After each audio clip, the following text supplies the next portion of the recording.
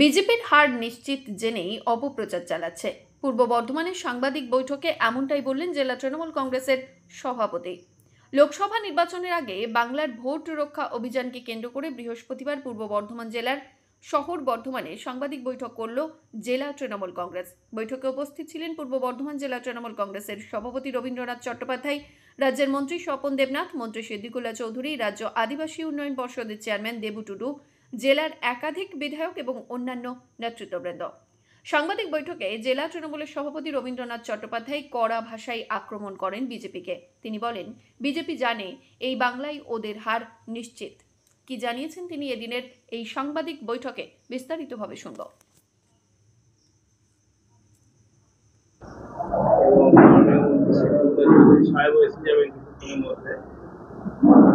এবং আমাদের দলের নেতৃস্থানীয় কর্মীরা সবাই উপস্থিত আছেন। মূলত অল ইন্ডিয়া তৃণমূল কংগ্রেসের নির্দেশে আমরা এই সাংবাদিক বৈঠক করছি। এর মূল উদ্দেশ্য, আপনারা জানেন যে গত 17 ফেব্রুয়ারি নেতাজি ইন্ডোর স্টেডিয়ামে আমাদের রাজ্যের মাননীয় মুখ্যমন্ত্রী ভোটার লিস্টে কারচুপির ব্যাপারে আমাদের কর্মীদের সজাগ করেছেন, অবহিত করেছেন। এবং তিনি উদাহরণস্বরূপ মহারাষ্ট্র এবং দিল্লিতে যে ভোট হয়েছিল, সেই ভোটে ভোটার লিস্টের ব্যাপক কারচুপি, রাতারাতি কয়েক লক্ষ ভোটার দিল্লির ক্ষেত্রেও মহারাষ্ট্রের ক্ষেত্রে আরো ব্যাপক হারে বেড়ে গিয়েছিল। তার বিরুদ্ধে কর্মীদের সজাগ করে একটা প্রোগ্রাম লঞ্চ করেছে। সেই প্রোগ্রামটা সম্পর্কে আপনাদের অবহিত করার জন্য আমরা আজকের এই সাংবাদিক বৈঠক দেখেছি এবং আমরা আশা করছি যে আপনারা আমাদের সঙ্গে সহযোগিতা করে যাতে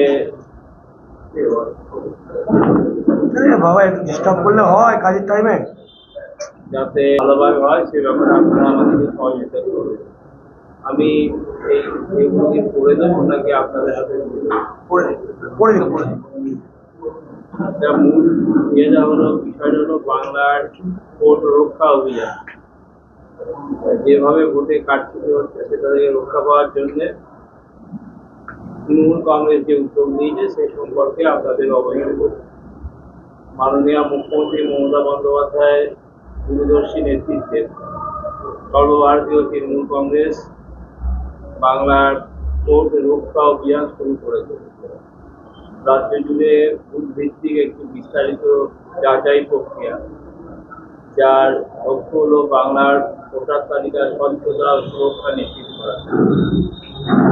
এই অভিযানটি বাংলার ভোটার তালিকায় ভুয়া এবং বহিরাগত ভোটারদের অনুপ্রবেশ ঠেকানোর উদ্দেশ্যে শুরু হয়েছে, যা নিয়ে 17 ফেব্রুয়ারি কলকাতা নেতাজি ইন্ডোর স্টেডিয়ামে অনুষ্ঠিত সভা থেকে উদ্বেগ প্রকাশ করেন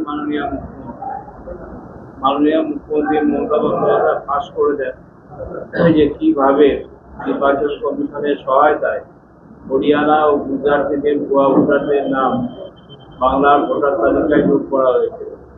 তিনি সতর্ক করেন দিল্লি ও মহারাষ্ট্রে নির্বাচনকে প্রভাবিত করতে বিজেপি যা করেছে তাই তারা এখন বাংলায় করার চেষ্টা করছে। বাংলার ভবিষ্যৎ গড়ে তোলার অধিকার একমাত্র এই রাজ্যের প্রকৃত ভোটারদেরই থাকা উচিত। ভুয়া নাম যোগ করা বা ইচ্ছাকৃতভাবে নাম কেটে দেওয়ার মাধ্যমে যাতে নির্বাচনের স্বচ্ছতা নষ্ট না হয় সেদিকেও আমাদের কড়া নজর আছে। নির্বাচন কমিশন জেলা বা বিধানসভা স্তরে BLA 1 এবং বুথ স্তরে BLA 2 অনুমোদন করেছে, যাতে ভোটার তালিকা যাচাই করা যায় এবং দাবি বা অভিযোগ উত্থাপন করা যায়। যাচাই প্রক্রিয়া শক্তিশালী করতে তৃণমূল কংগ্রেস দুটি অতিরিক্ত স্তর যোগ করেছে। একটি হল ব্লক বা টাউন স্তরে, একটি পঞ্চায়েত ও ওয়ার্ড স্তরে, যাতে তারা নিজেদের এলাকায় যাচাই প্রক্রিয়া পুঙ্খানুপুঙ্খভাবে পরিচালনা, তদারকি এবং সহায়তা করতে পারে। এটা নিশ্চিত করতে বাংলা জুড়ে প্রতিটি বুথ স্তরে এজেন্ট, DLA যাচাই প্রক্রিয়া এবং ডিজিটাল সরঞ্জাম ব্যবহারের উপর প্রস্তুত হয়েছে। প্রত্যেকটি BLA 2 এখন প্রযুক্তি সক্ষম এবং এবং নূতন ও উন্নত জিডি অ্যাপে সম্পূর্ণরূপে সংযুক্ত হয়েছে।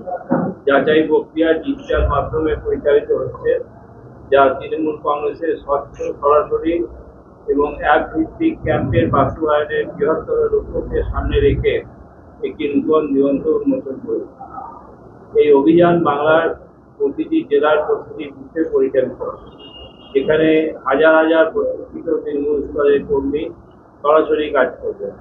প্রথমবারের মতো তৃণমূল কংগ্রেস এমন একটি উদ্যোগ নিয়েছে যেখানে রাজ্য স্তরের শীর্ষ নেতৃত্ব থেকে বুথ স্তরের কর্মী পর্যন্ত 1 লক্ষেরও বেশি দলের সক্রিয় সদস্যকে একটি ডিজিটাল প্ল্যাটফর্মে যুক্ত করা গেছে। এটি একটি অভিনব উদ্যোগ যা দলীয় কাজকর্মকে বাস্তব সময়ে এবং প্রযুক্তির সাহায্যে ভোটার যাচাইয়ের সঙ্গে যুক্ত করেছে।